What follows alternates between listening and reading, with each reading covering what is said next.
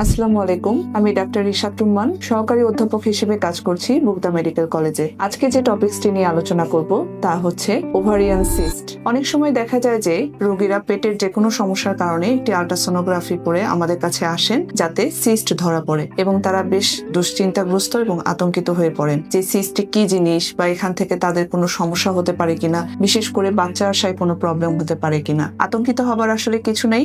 Cyst মানেই যে খারাপ তা কিন্তু নয়। প্রথমে আপনাদের জানতে হবে যে সিস্ট জিনিসটি কি। আমরা জানি যে জরায়ুর দুই পাশে দুটি ডিম্বাশয় রয়েছে বা ওভারি রয়েছে, যেখান থেকে প্রতি মাসেই ওভুলেশন হয় বা ডিম্বপাত ঘটে। এই ডিমটিকে ঘিরেই পানি ভর্তি একটি থলির মতো তৈরি হয়, যাকে আমরা সিস্ট বলে থাকি। সিস্ট মানে কি খারাপ? না, সব ধরনের সিস্ট কিন্তু খারাপ নয়। কিছু সিস্ট রয়েছে যেগুলোকে আমরা ফাংশনাল সিস্ট বলে থাকি। এই সিস্টগুলোতে সাধারণত রোগীর তেমন কোনো লক্ষণ থাকে না, পেটে সামান্য ব্যথা অথবা অস্বস্তি অনুভব হতে পারে, এবং এগুলো সাইজ সাধারণত 5 সেন্টিমিটারের নিচে থাকে। এই ধরনের সিস্টের কোনো চিকিৎসার প্রয়োজন হয় না। সাধারণত দেখা যায় যে 2-3 মাস পরে এগুলো আপনা থেকেই চলে যায়। এই ধরনের রোগীর ক্ষেত্রে আমরা কোনো ওষুধ না দিয়ে বরং 2-3 মাস পরে আল্ট্রাসোনোগ্রাফি করে দেখি সিস্টটি চলে গিয়েছে কিনা। তাহলে কোন ধরনের সিস্ট নিয়ে আমরা চিন্তা করে থাকি? প্রথমত চকলেট সিস্ট। চকলেট সিস্ট এমন এক ধরনের সিস্ট যেখানে মাসিকের সময় রোগীর পেটে তীব্র ব্যথা নিয়ে আসে। অনেক সময় প্রস্রাব পায়খানা করতেও ব্যথা অনুভব হয় বা হাজবেন্ডের সঙ্গে সহবাসে গেলেও ব্যথা অনুভব হয়। এ ধরনের রোগীরা যদি বিবাহিত হয়ে থাকেন তাহলে সেক্ষেত্রে বন্ধ্যাত্বের সমস্যায় ভুগে থাকেন। এ ধরনের সিস্ট যথেষ্ট গুরুত্ব সহকারে আমরা নেই এবং আমরা চেষ্টা করি যে ঔষধের মাধ্যমে চিকিৎসা করতে। তবে যদি ঔষধে চিকিৎসা না হয় কিংবা সিস্টের সাইজ অনেক বড় হয়ে থাকে,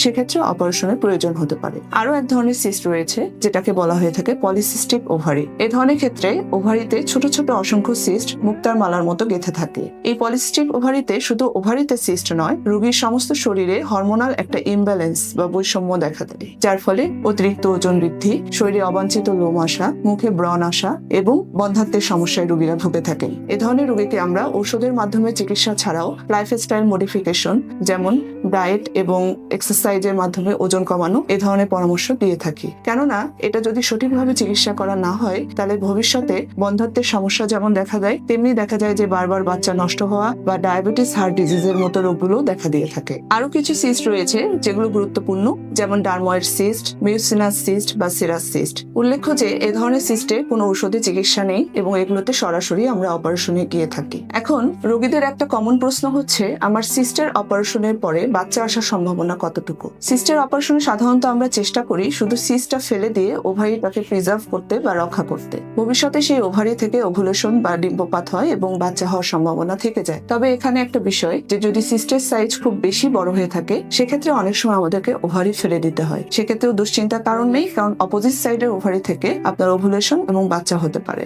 সিস্টের রোগীদেরকে কি ধরনের সতর্কতা অবলম্বন করতে হবে? যদি আপনার আল্ট্রাসোনোগ্রাফিতে কখনো সিস্ট ধরা পড়ে, আপনাকে অবশ্যই একজন অভিজ্ঞ গাইনি ও প্রসূতি বিশেষজ্ঞের পরামর্শ নিতে হবে। তার পরামর্শ অনুযায়ী ওষুধ সেবন করতে হবে এবং 2 থেকে 3 মাস পর পর আল্ট্রাসোনোগ্রাফি করে দেখতে হবে সিস্টের সাইজে কোনো পরিবর্তন আসছে কিনা। কারণ এই ধরনের সিস্টে কিছু জটিলতা অনেক সময় দেখা দেয়, যেমন সিস্টের ভিতরে রক্তক্ষরণ হওয়া, ইনফেকশন হওয়া, সিস্ট প্যাচ খেয়ে যাওয়া, অথবা অনেক সময় সিস্ট বাস্ট হয়ে যায় বা রাপচার হয়ে যায়। রোগীর পেটে এ ধরনের যদি কোনো জটিলতা হয়, সেক্ষেত্রে রোগীর পেটে তীব্র ব্যথা, বমি অথবা জ্বর নিয়ে আসতে পারে। তাই সিস্ট নিয়ে আপনারা বিভ্রান্ত না হয়ে সচেতন হন। সিস্ট মানেই যে খারাপ তা নয়, তবে সিস্টের সমস্যা হলে অবশ্যই ডক্টরের শরণাপন্ন হবেন। সবাই ভালো থাকবেন। ধন্যবাদ।